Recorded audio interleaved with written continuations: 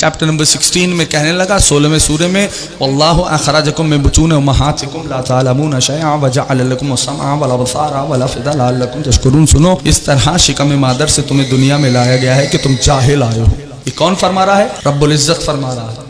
یعنی جو انسان بھی دنیا میں آیا وہ جاہل آیا. جب انسان دنیا میں آیا جاہل آیا. اچھا صرف جاہل نہیں ہے دوستوں، جب آ رہا ہے تو نجس بھی آ رہا ہے. یعنی اگر نجس نہ آتا تو غسل ولادت نہیں ہوتا. اور جب دنیا سے جا رہا ہے، بس یہاں پر بات مکمل ہو گئی میری، اگر دنیا سے جا رہا ہے تو کتنا بڑا نجس کہ اگر اسے کوئی ہاتھ لگا لے تو اس پہ غسل مسمیت واجب ہو جائے.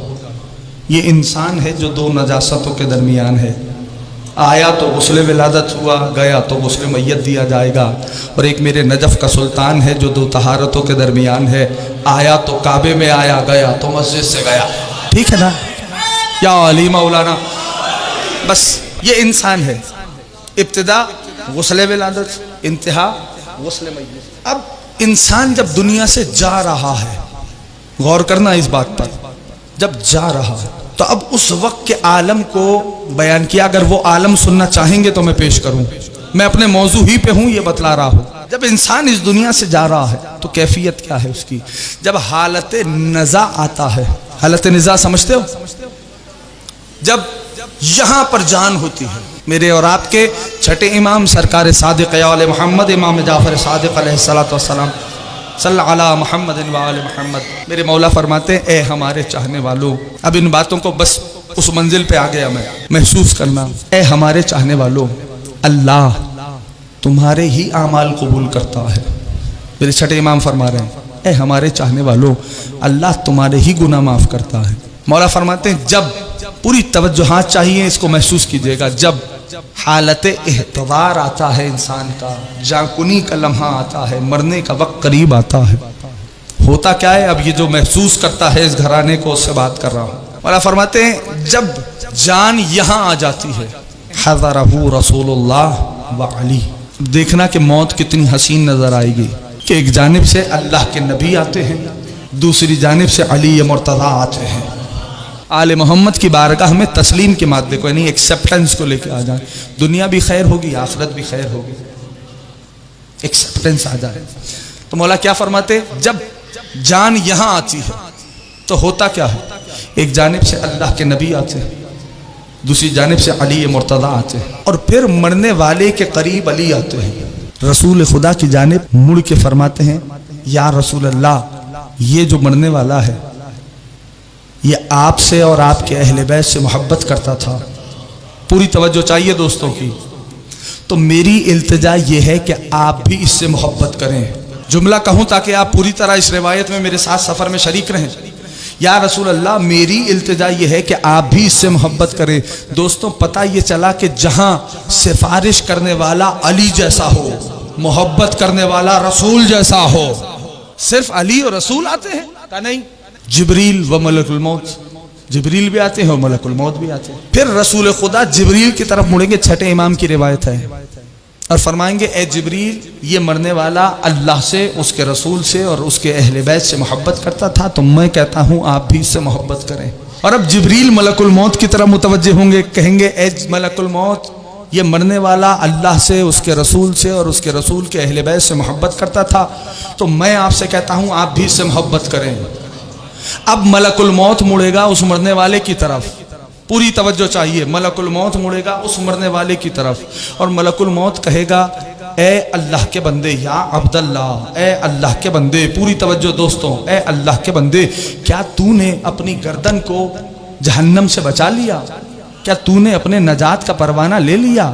حل تمسکتا بالعصمت الکبریٰ فی حیات دنیا، کیا تو نے عصمت کبریٰ کا دامن دنیا میں پکڑا ہوا تھا؟ یا حسین، خدا آپ سب کو سلامت و آباد رکھے. غریب زہرا اپنے روزے کا دیدار نصیب فرمائے.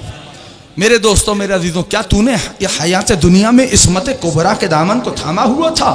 میرے مولا فرماتے فَيُعَفِّقُ اللَّهُ اللہ اس مرنے والے کو بولنے کی توفیق دے گا، اللہ اس مرنے والے کو بولنے کی توفیق دے گا، اور وہ مرنے والا کہے گا کہ ہاں میں نے اپنی گردن کو جہنم کی آنکھ سے بچا لیا، میں نے نجات کا پروانہ حاصل کیا، ہاں میں دنیا میں عصمت کبریٰ کے دامن سے متمسک رہا ہوں، میں نے تھاما رکھا ہے۔ اب مرنے والے سے امتحاناً ملک الموت پوچھے گا وہ جو چیزیں تھی دنیا میں کی وہ کون سی چیز تھی؟ تو اللہ توفیق دیتا ہے کہ مرنے والا بولے، وہ مرنے والا بتلائے گا تجھے چیز پتہ کرنی ہے کہ میں دنیا میں کر کیا رہا تھا؟ کہ وہ علی اور اولاد علی کی ولایت تھی۔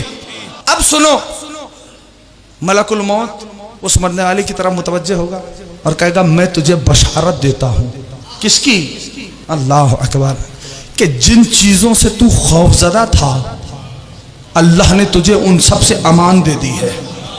تو یا علی میرا جی چاہتا ہے دن میں 1000 بار مرا کرو، یا علی میرا جی چاہتا ہے دن میں 1000 بار مرا کروں۔ میرے دوستوں، تو اب مرنے والے کی روح ملک الموت کیسے قبض کرے گا؟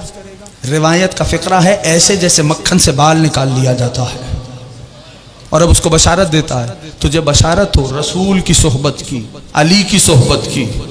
اب امام فرماتے ہیں کہ اس بات کو بھی یاد رکھو کہ اس مرنے والے کا کفن جنت سے آتا ہے، اس مرنے والے کا کفن جنت سے آتا ہے، اس مرنے والے کے لیے حنوط جنت کا مشک ہوتا ہے۔ سائل نے سوال کیا مولا یہ جو ہم کفن پہناتے ہیں، کہا اس بات کو یاد رکھو کہ تم ظاہر میں کچھ بھی پہناؤ، پہنتا وہی کفن ہے جو جنت سے آتا ہے۔ اور مولا فرماتے ہیں جب اس مرنے والے کو قبر میں اتارا جاتا ہے، لگ رہی ہے موت حسین نہیں، جب اس مرنے والے کو قبر میں اتارا جاتا ہے تو مولا فرماتے ہیں اس مرنے والے کی قبر 1 مہینے کے مسافت جتنی طویل ہو جاتی ہے، اور ملک الموت اسے کہتا ہے سو جا، اطمینان کی نیند سو جا۔ مرنے والا کرتا کیا ہے جانتے ہو؟ کہ جب وہ قبر میں اس کو لٹا دیا گیا تو اب وہ مرنے والا کوہ رضوا کی چھپی ہوئی جنت میں آل محمد سے ملاقات کرتا ہے۔ اور فقرہ بتلاؤں ایک قدم آگے بڑھ کے کیا مرتبہ دیا ہے، یہ محبت سے آل محمد کا مرتبہ صلہ مل رہا ہے، کیا مقام دیا ہے؟ کہ کوہ رضوا کی چھپی ہوئی جنت میں ملاقات کرے گا، اور بس کا نہیں، ان کی نشست میں بیٹھ کے ان سے کلام کرے گا، ان کے ساتھ کھانا نہیں کھائے گا، ان کے طعام میں سے کھانا کھائے گا۔ اللہ اکبر۔ سائل نے کہا مولا یہ کب تک جاری رہے گا؟ میرے مولا فرماتے ہیں یاد رکھو جب تک ہمارے قائم کا ظہور نہیں ہو جاتا اسی طرح سے یہ سلسلہ جاری رہے گا، لیکن جو ہی قائم کا ظہور ہوگا ہر حبدار کو قبر سے اٹھایا جائے گا، اور ہر قبر سے اٹھنے والا لبیک لبیک لبیک کہتا ہوا قائم کے لشکر میں شامل ہو جائے گا۔